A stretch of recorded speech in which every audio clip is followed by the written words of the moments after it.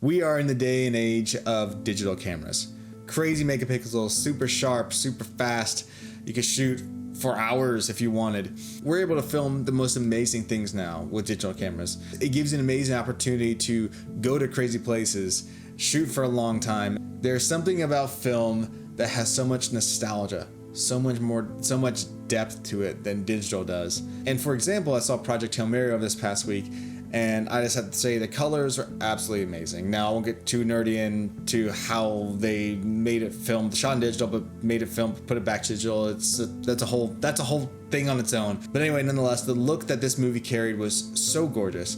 The grain, the color, just everything was so well balanced and just beautiful.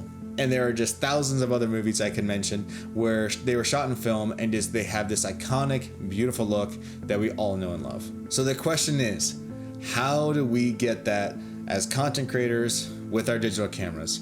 We don't have a crew to run these giant IMAX cameras. We don't have the time or patience to use film.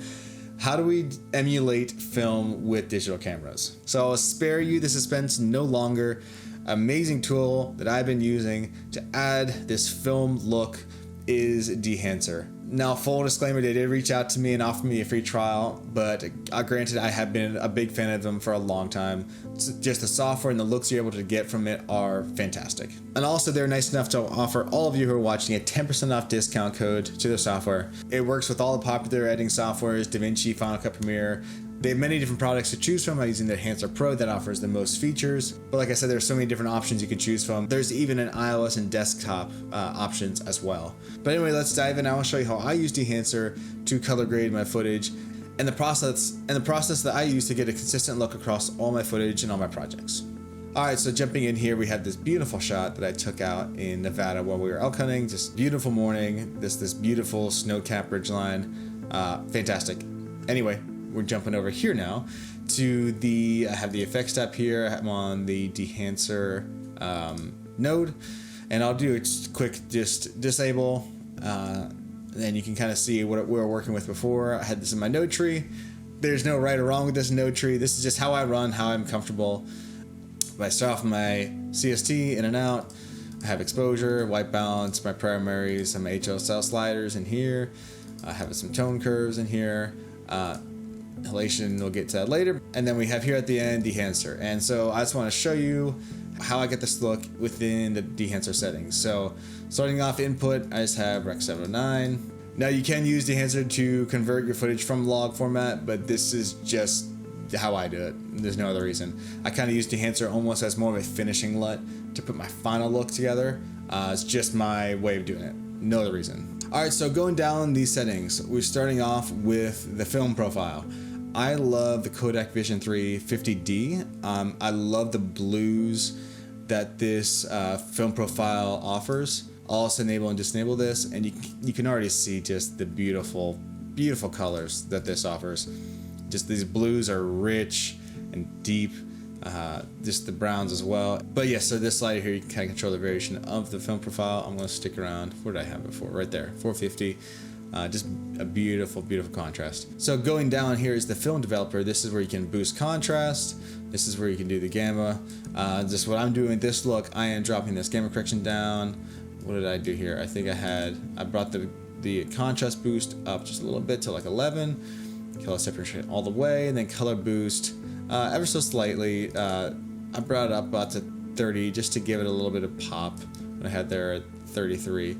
So you kind of see I'll enable and disable that. Just adds a little bit more pop within the colors. I like a little bit more saturation. I skip film compression. I come down here to expand. This is kind of where I like to add just a tad of contrast. I added contrast within my primary node, but this is where I'd like to at least just try to clean up the blacks a little bit. So here what did I have that before? I had that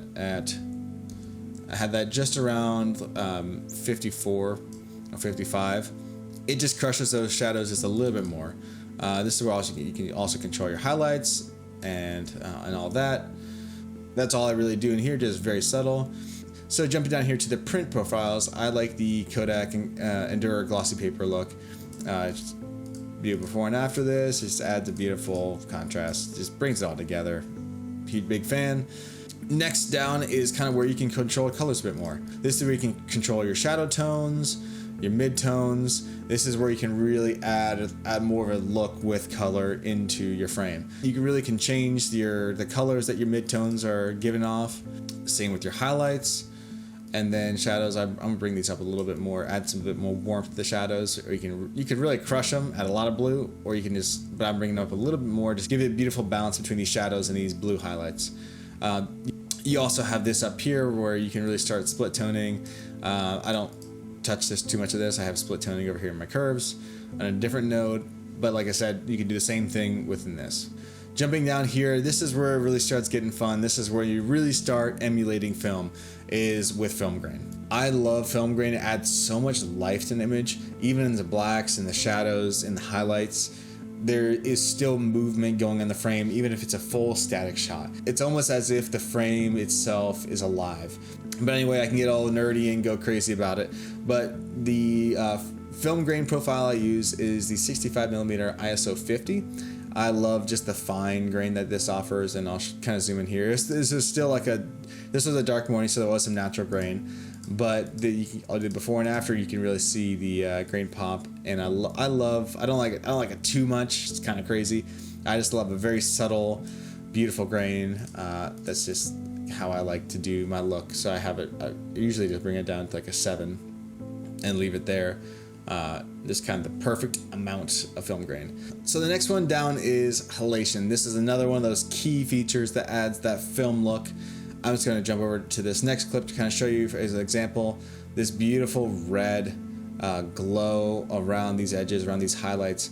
It's beautiful. It's just fantastic. I'll kind of show you before and after. It just really makes the subject pop. Now Dehancer has a fantastic built-in halation tool.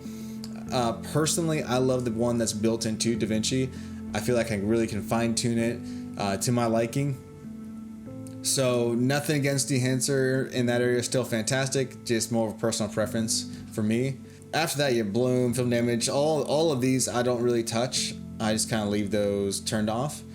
And that's how I get my look. I'll just kind of do before and after. You have these beautiful shadows, beautiful highlights. Everything is very well balanced between the shadows and the highlights. Just a very beautiful frame. So I'll finish this up, and I want to jump into some other clips here to show you how I use them. This is a prong on how I filmed.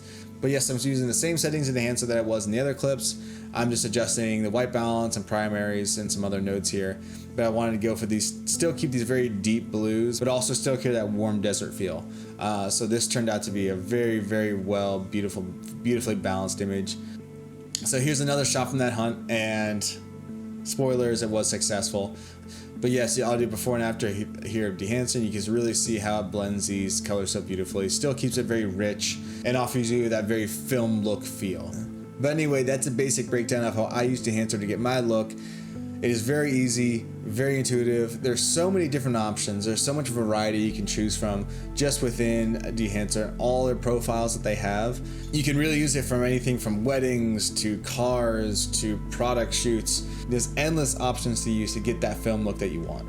Also, another amazing feature of their software that they have is the iOS version of Dehancer. It is a fantastic tool to use for stories, for reels, even if you're dropping footage from your camera onto your phone, so you can keep the consistency of your look even across social media and like stories and reels. So that's a very exciting software feature that I will definitely be using. But anyway, that's enough for me. I absolutely love color grading. I love the ability it gives you to take an image and completely change the look and feel of it.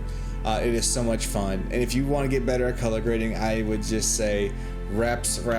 Just like anything in life, the more you do it, the better you get. So download some footage off the internet, use some old footage, use your buddy's footage. I don't know. Just give yourself the ability to color grade as much as you can, and that's how you get better. And tools like Dehancer will give you a leap forward in developing a look and style for a project. So really just have fun with it, play around, have a good time. Color grading is just fun. So I hope you all enjoyed and learned something. And like I said before, Dehancer is offering a 10% off discount code to all who are watching. So use code GABE10 for 10% off of any of their products. But anyway, just get in there, have fun, click away. Color grading is just fun. It's just fun. So just enjoy it. I've been filming for so long, the first take didn't record any audio. So I had to do all over again. So if I seem tired, that's why. That is why. It was brutal. Absolutely brutal.